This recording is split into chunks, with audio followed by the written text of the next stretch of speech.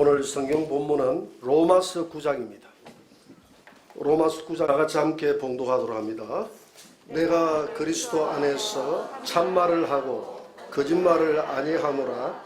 나에게 큰 근심이 있는 것과 그치지 않는 고통이 있는 것을 내 양심이 성경 안에서 나와 더불어 증언하노니 나의 형제 곧 골육의 친척을 위하여 내 자신이 저주를 받아 그리스도에게서 끊어질지라도 원하는 바로라. 아멘. 오늘 말씀의 제목을 다 같이 한번 말해봅시다. 시작. 하나님의 근심이 나의 근심. 한 번만 더 말해봅시다. 하나님의 근심이 나의 근심. 여러분, 하나님의 염려와 근심이 저와 여러분들의 근심이 되기를 바랍니다. 오늘은 어버이 주일이기도 하고 또 5월달은 가정의 달이기도 합니다. 그래서 우리 가정에 참 걱정이 많아요. 눈만 뜨고 나면 자녀들이 걱정되고 또 자녀들은 부모님이 걱정되고 그렇게 살아가지 않습니까? 그런데 성경은 이런 세상 걱정을 하지 말라고 그럽니다. 그러면 하나님은 염려도 없고 걱정도 없으신 분인가? 그렇지 않아요. 오늘 본문을 통해서 하나님이 염려하고 근심하고 걱정하는 부분이 있다고 그럽니다. 그래서 바울도 하나님과 함께 그 걱정을 하고 있습니다. 오늘 이 본문을 통해서 우리 그리스도인들이 우리 가정에서 우리 형제들을 위해서 우리 가족을 위해서 어떤 걱정을 하는 것이 하나님의 뜻에 맞는 걱정인지, 어떤 염려를 하는 것이 하나님의 뜻에 맞는 염려인지 오늘 본문을 통해서 알아보는 시간이 되기를 바랍니다. 제가 살고 있는 우리 동네에, 그러니까 화정초등학교 공원 옆이에요. 그 근처에 카페가 몇 개 있습니다. 근데 하나같이 카페 장사가 잘 안 돼요. 그래서 제가 우리 동네에 살다 보니까 늘 염려하는 마음으로 걸어갈 때면 그 카페를 바라봅니다. 근데 그 중에서 제일 장사가 안 되는 카페가 하나 있어요. 제가 지금까지 그 앞을 지나가면서 손님이 한 분 있는 것을 본 적이 없습니다. 그런데 지난주 보니까 그 카페 리모델링을 아주 멋있게 잘 해놨더라고요. 그런데 그 앞에 현수막이 하나 눈에 띄었습니다. 그 현수막이 어떤 내용이냐면 미역 수제비 5,000원 판매합니다. 이래 놨더라고요. 그래서 제가 지나가다가 유심히 쳐다봤습니다. 어떤 생각을 하며 쳐다봤냐면 카페에서 미역 수제비를 파네. 이 조화가 잘 될까? 냄새는 안 날까? 5,000원 팔아가지고 이 윤이 남겠나? 이 카페에 이 몇 명이 나와서 이거 먹겠나? 차라리 빵을 갖다 놓는 게 낫지 않을까? 오만 걱정을 다 해주고 있는데 주인이 나와서 뭘 그렇게 자세히 쳐다보십니까? 라고 묻더라고요. 그래서 제가 리모델링을 잘 해놔서 한번 구경하고 있습니다. 이렇게 하고 지나왔습니다.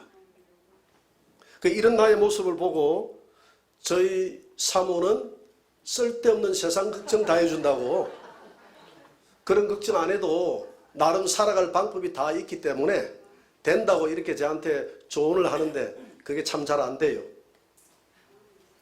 그런데 이런 세상 걱정하고는 비교가 안 되는 차원 높은 걱정을 과거에 한 사람이 있더라고요. 중국 기나라에 어떤 걱정 많은 사람이 살고 있었는데 이분은 어떤 걱정을 하며 살았느냐 하면 길을 걸어가다가 하늘이 무너져 내리면 어떻게 하나? 내가 걸어가다가 땅이 갈라지면 어떻게 하나? 이런 걱정을 하다 보니까 집을 나설 수도 없어요. 그래서 매일 집에서 끙끙 앓고 있다가 죽었다는 이야기입니다. 그래서 우리가 거기에서 고사성어가 하나 생겨나는데 기우예요. 기우. 걱정도 기우다. 이런 이야기 들어봤죠? 거기에서 나온 겁니다.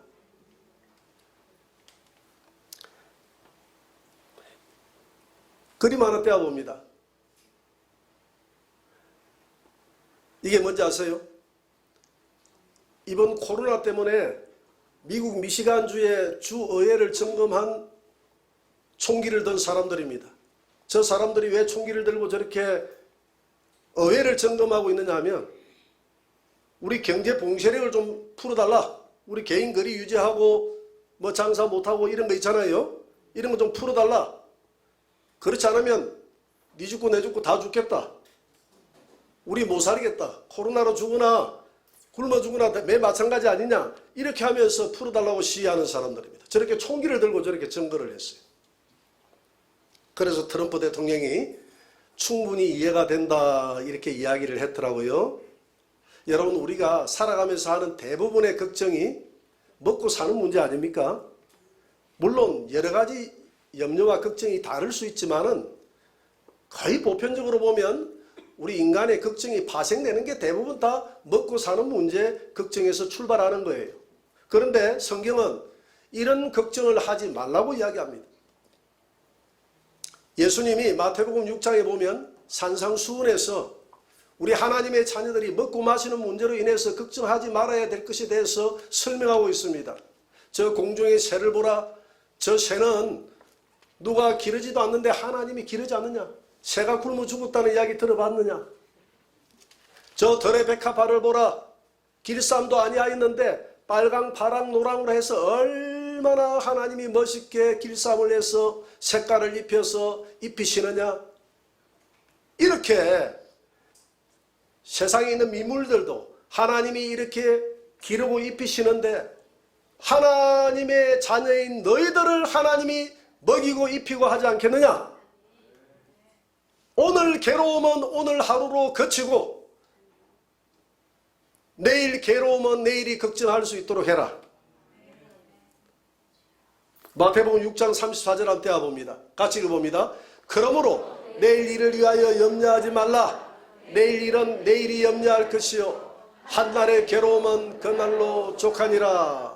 여러분, 어제까지의 걱정과 근심은 오늘 십자가 밑에 다 내려놓게 되기를 바랍니다. 내일에 대한 염려도 오늘 하지 마시기를 바랍니다. 그러면 우리는 걱정하지 말고 살아야 되느냐? 그렇지는 않아요. 오늘 성경에서 우리 믿음의 성도들이 자기 가족을 향해서, 자기 골육 친척을 향해서, 형제를 향해서 먹고 사는 문제로 걱정할 것이 아니라 오늘 무엇을 걱정해야 될 것인지에 대해서 오늘 바울이 오늘 말씀을 통해서 우리에게 알려주고 있습니다. 로마서 9장 1절을 다시 한번 봅니다. 내가 그리스도 안에서 참말을 하고 거짓말을 아니하노라. 나에게 큰 근심이 있다 그랬어요. 바울에게도 걱정이 있다는 겁니다. 그런데 그 걱정이 한 번의 걱정이 아니라 그치지 않는 고통으로 이어지는 걱정이 있는데 내가 이런 걱정을 하고 있다는 것을 내 양심과 성령이 증거한다 이랬어요.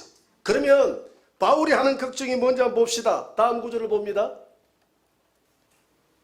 나의 형제 곧 골육의 친척을 위하여 내 자신이 저주를 받아 그리스도에게 끊어질지라도 그들이 구원받았으면 좋겠다. 할렐루야. 이게 걱정이었습니다. 먹고 마시는 문제의 걱정이 아니라 내 골육 형제 친지들이 구원을 받았으면 좋겠다.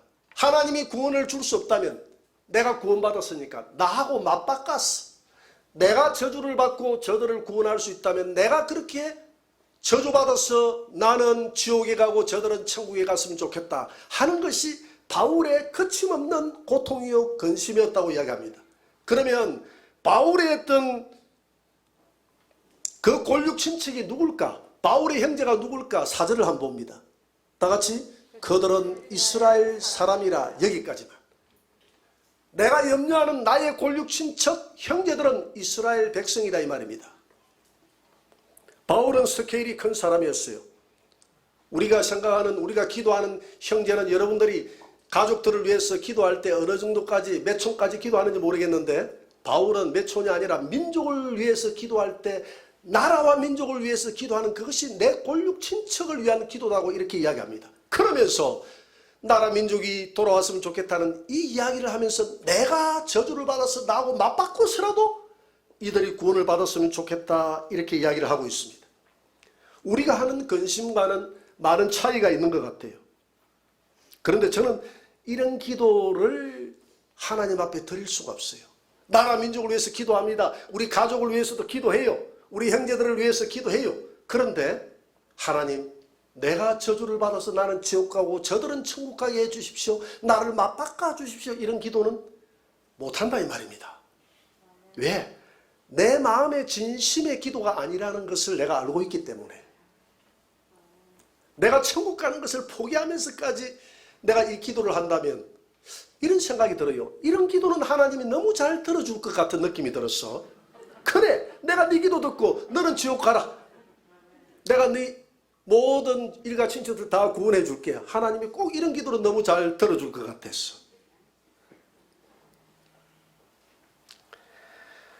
그런데 이런 기도를 하기가 참 쉽지 않습니다.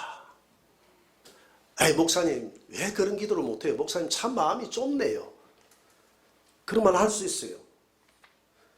아, 왜 그런 기도 못해요? 내가 지옥 가고 우리 권력 친척이 천국 가는 이런 기도 할 수 있죠. 저도 그런 기도 많이 했어요. 아, 이렇게 이야기하시는 분들은 불가마니 1시간만 딱 가가지고 있다가 나오면 그런 기도가 사라집니다. 불가마니 체험을 1시간만 해보세요.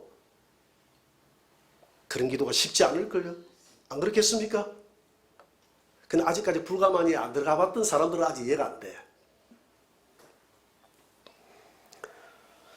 그런데 바울은 참 이게 진심의 기도였습니다. 바울은 내가 참말을 한다 그러잖아요. 내가 거짓말을 하지 않는 것은 내 양심과 성령이 증거한다고 이야기합니다. 내가 참말을 한다. 어떻게 이런 기도를 할 수 있을까? 그건 바울이 하나님의 마음을 알기 때문에, 할렐루야. 하나님의 마음과 바울의 마음이 하나가 되었기 때문에, 하나님이 내 자녀들을 향한, 이스라엘 백성들을 향해서 얼마나 하나님이 사랑하고 밤낮 주야로 이 백성을 위한 걱정과 근심에 쌓여 있는지 바울이 그 하나님의 마음을 알고, 하나님의 마음이 바울에게 전가되었기 때문에, 하나님의 심령이 내 마음에 전달됐기 때문에 바울이 이런 기도를 할 수 있는 것입니다. 여러분, 하나님 앞에 바울이 했던 그런 근심과 걱정을 내 영혼 속에 좀 부어달라고 기도하시기 바랍니다. 바울처럼 이렇게 기도했던 구약의 성도분이 한 분 있습니다. 위대한 종이 한 분 있어요. 그분이 누굽니까? 모세입니다. 모세. 모세가 하나님을 만나기 위해서 시내산에 올라가지 않습니까? 시내산에서 하나님이 40일 동안 밤낮 주야로 이 모세에게 잠을 재우지 아니하시고 하나님이 하나하나 교육을 하는데 어떤 교육을 합니까? 하나님이 율법을 하나하나 이 모세의 마음속에 새겨줍니다. 그러면서 너는 내려가서 성막을 지을 때 성막의 고는 높이는 얼마, 넓이는 얼마, 길이는 얼마, 그 안에 있는 등잔대는 어떻게 지어라, 떡상은 어떻게 만들고, 분향단은 어떻게 만들고, 법궤는 어떻게 만들고, 번제단은 어떻게 만들고, 하나님이 40주야로 모세에게 설계도를 하나하나 주기 시작합니다.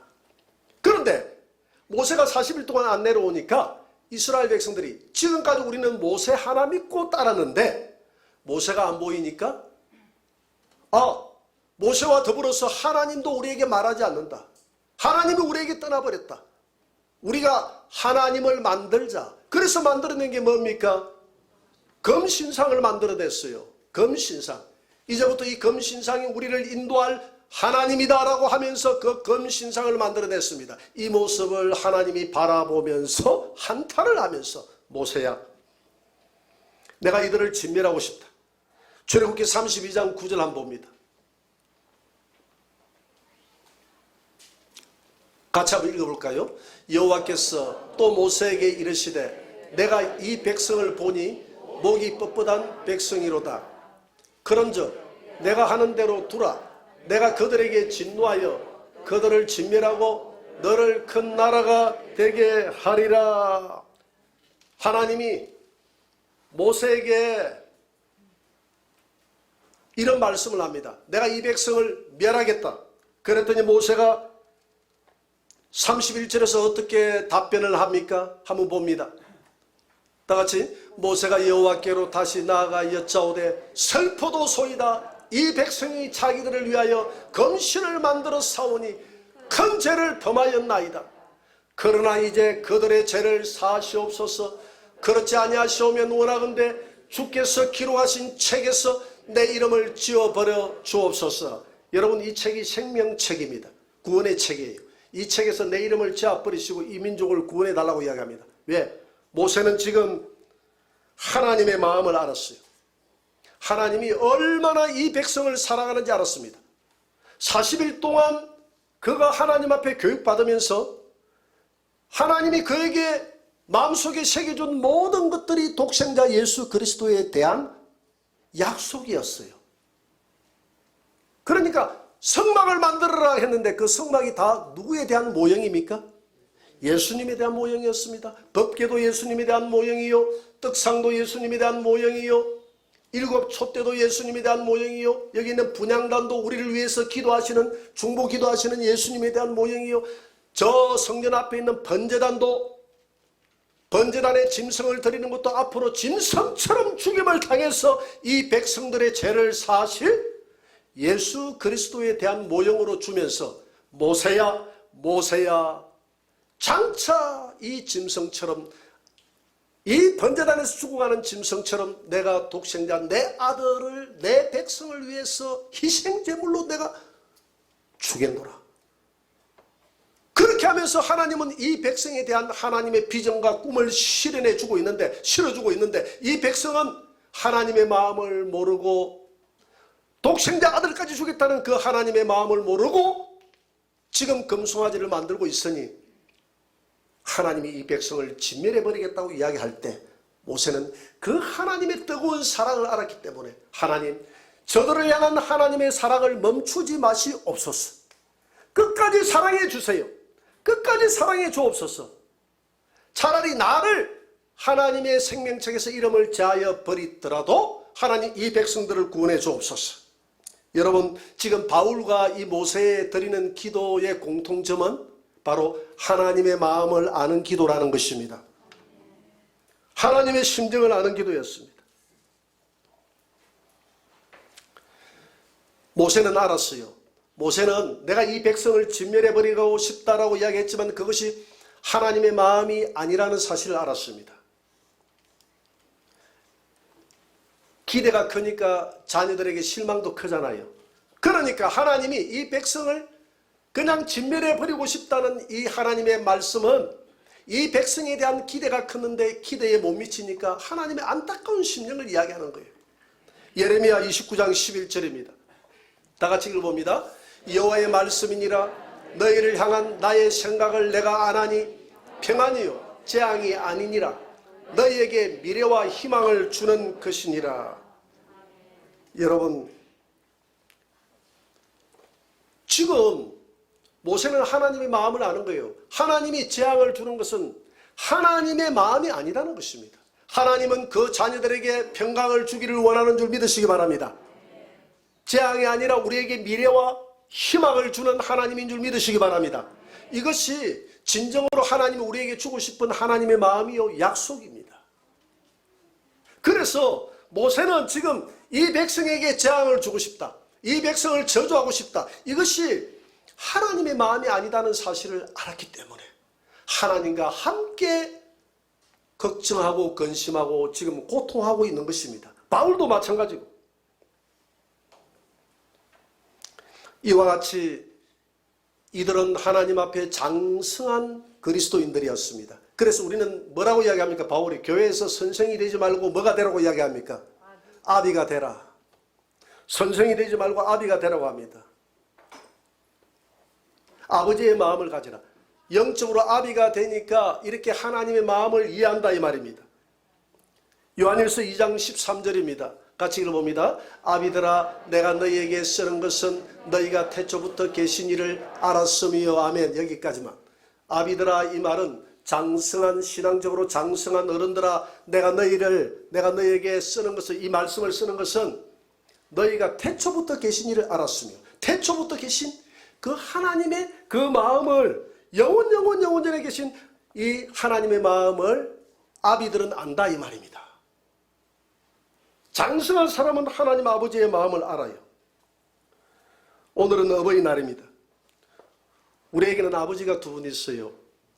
우리를 낳아주시고 길러주신 우리 어머니와 육신의 어머니와 아버님 부모님이 계시고, 또 우리를 창조해 주신 하나님 아버지가 있음을 믿으시기 바랍니다. 제가 처음 중3학년 때 교회를 갔는데 학생들이 기도회를 하더라고요. 한번 처음으로 참석해 봤는데 그들이 하나님 아버지 아버지 하는데 제가 어떻게 웃었는지 많이 그냥 가슴을 부여잡고 웃었습니다. 아니 자기 집에 아버지가 있는데 여기 와서 아버지 아버지 하니까 처음에는 그게 이해가 안 됐어요.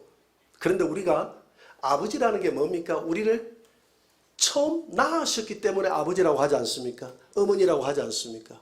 그래서 우리가 전기의 아버지 하면 테슬라, 그죠? 그 다음에 우리가 전화기의 아버지 하면 벨. 그분들이 제일 먼저 만들었기 때문에 그 이름을 붙여주는 것입니다. 우리를 창조하신 분이 하나님 아버지인 것을 믿으시기 바랍니다. 그래서 하나님을 아버지라고 하는 거예요. 그래서 이 아버지는, 이 부모님은 자녀들에게 모든 것을 다 주고 싶은 것이 부모님입니다. 안 그래요? 모든 것을 다 주고 싶은 것이 부모님 마음 아닙니까? 로마서 8장 32절에서 하나님의 마음을 이렇게 말씀하고 있습니다. 한번 읽어볼까요? 자기 아들을 아끼지 아니하시고 우리 모든 사람을 위하여 내주시니가 어찌 그 아들과 함께 모든 것을 우리에게 주시지 아니하시겠느냐. 여러분, 하나님은 독생자 하나밖에 없는 아들까지 준 마당에 뭐가 아까워서 우리에게 주지 않겠느냐는 것입니다. 물질을 주지 않겠느냐, 명예와 권세를 주지 않겠느냐, 좋은 것을 주지 않겠느냐. 여러분, 하나님은 독생자 아들을 주셨다는 것은 이미 모든 것을 다 주셨다는 것임을 믿으시기 바랍니다. 그럼에도 불구하고 하나님 왜 그렇게 나머지는 인색하세요? 모세가 뭐라고 이야기했습니까? 이스라엘 백성들을 향해서 하나님은 너희들을 광야를 거치게 할 때 평탄한 길을 거치게 하는 것이 아니라 내 백성들을 광야를 거치게 하면서 독수리가 그 새끼를 훈련시킨 것 같이 하나님은 내 백성들을 이런 환난 가운데서 마치 하늘의 왕자처럼, 그렇게 하늘의 왕비처럼 그렇게 하나님은 너희들을 기르시고 있다. 믿으십니까? 그래서 하나님이 필요하기 때문에 우리에게 고난도 주시는 것이고, 필요하기 때문에 때로는 매도 때리는 것이고, 때로는 궁핍함도 주는 것이고, 그 전에 바울은 이야기하지 않습니까? 뭘 그렇게 하나님 주지 않느냐고 이렇게 생각할 것이 아니라 독생자 아들을 주었다는 것을 생각하라는 것이죠. 다 줬다는 것입니다. 너희들에게 필요하기 때문에 때로는 이런 고난도 준다는 것이죠. 여러분, 이 하나님의 사랑에 대해서 의심하지 마시기를 바랍니다.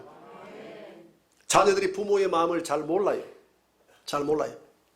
제가 소속되어 있는 그 회가 있는데 김해에 모 교회에 다니는 여 집사님이 거기에서 간증을 했습니다. 어떤 이야기를 했느냐면 자기 자녀에 대한 이야기를 했는데 딸이 중학교 2학년이에요. 2학년인데 너무 화장을 진하게 하고 또 너무 말도 안 듣고 해서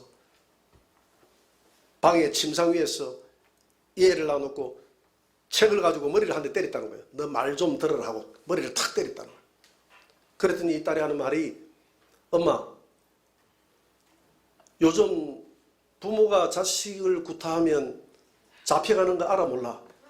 아, 이렇게 하더라는 거예요. 그래서 미워서 한 대 더 때렸다는 거예요.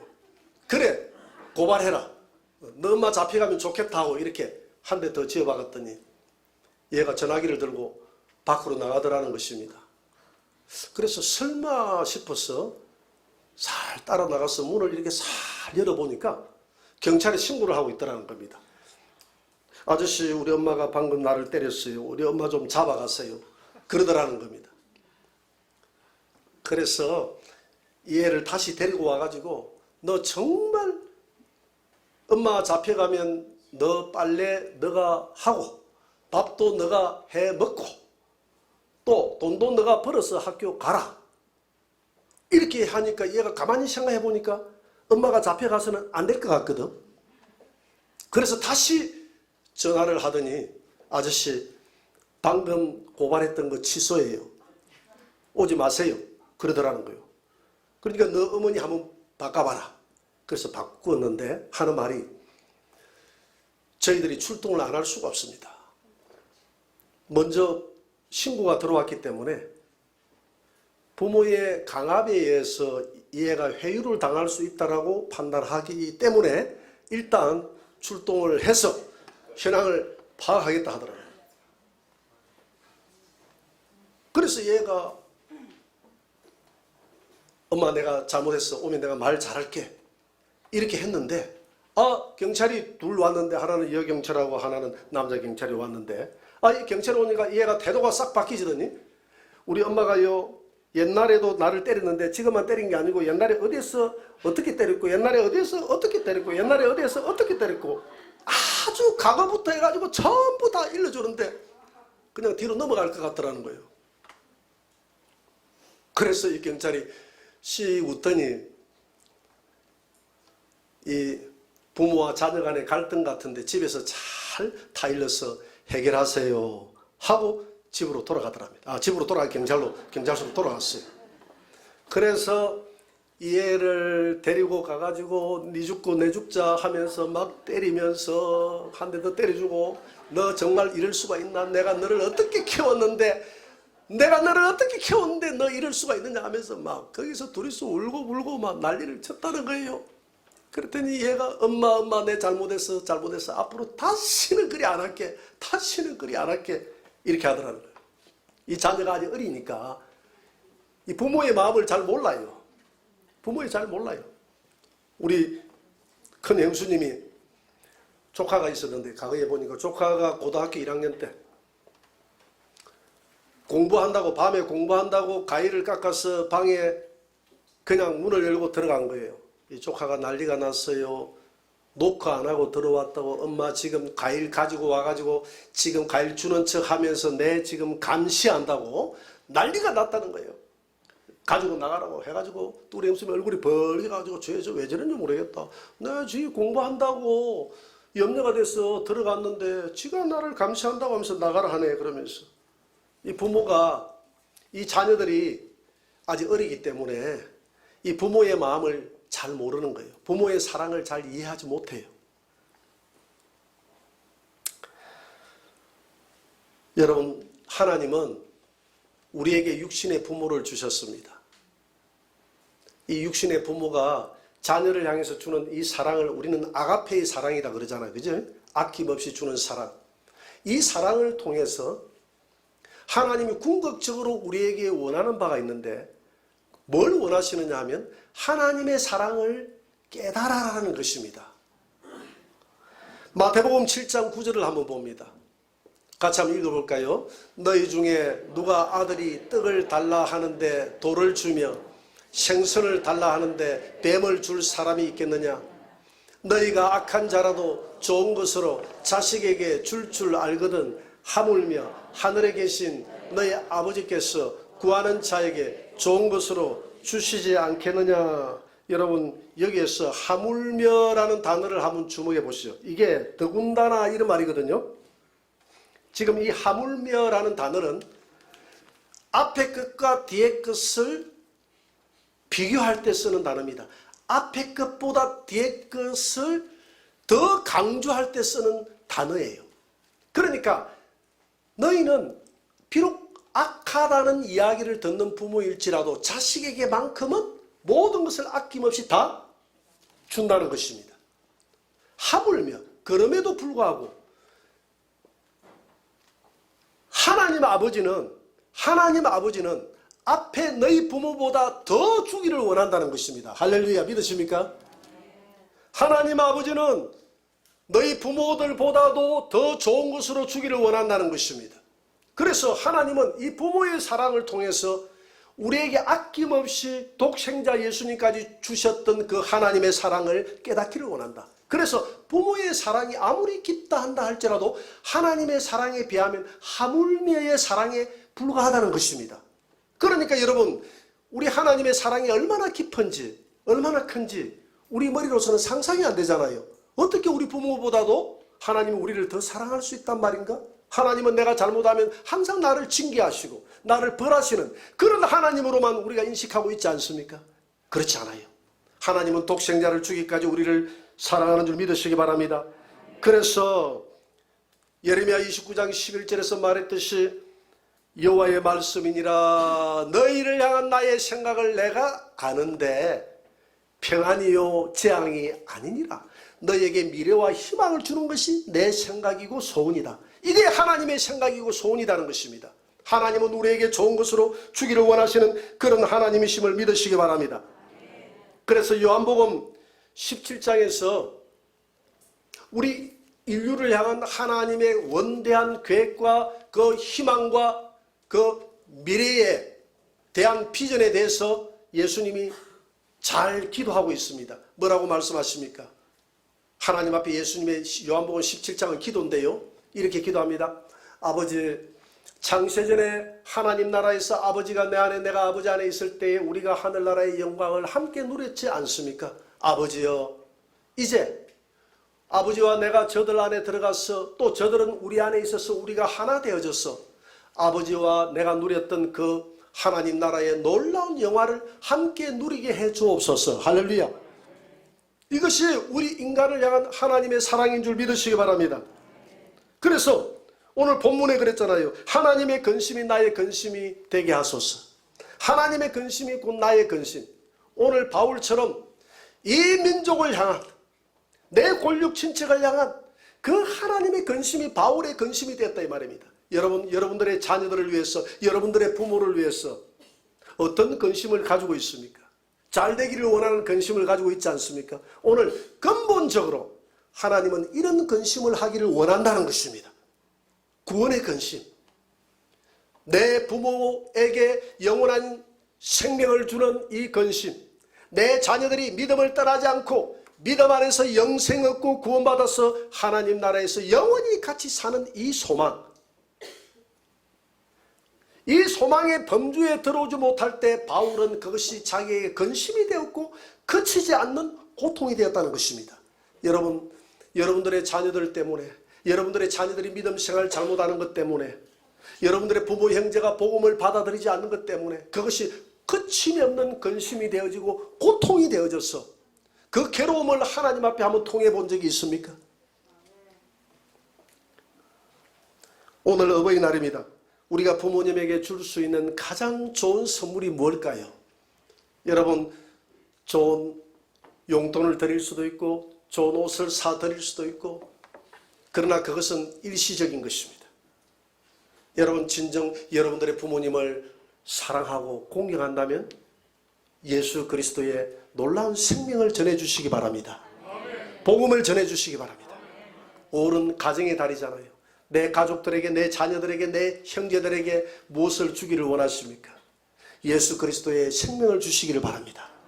이것 때문에 걱정하고 근심하고 고통하시기를 바랍니다. 왜? 이것이 하나님 아버지의 근심이고 고통이기 때문에 그런 것입니다. 그래서 우리는 이 가정의 달을 맞이해서 하나님, 우리를 향한 하나님의 그 마음을 내게 새겨주옵소서, 부어주옵소서. 우리가 구원받고 영생 얻기를 원하시는 하나님의 그 안타까운 마음과 하나님의 눈물을 내게 주옵소서.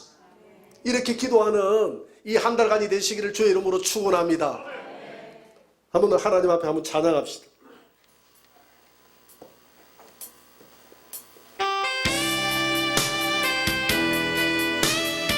아버지, 당신의 마음을 내게 주옵소서. 아버지의 마음이 있는 곳에 내 마음이 있고 아버지의 눈물이 있는 곳에 나의 눈물이 있게 하소서.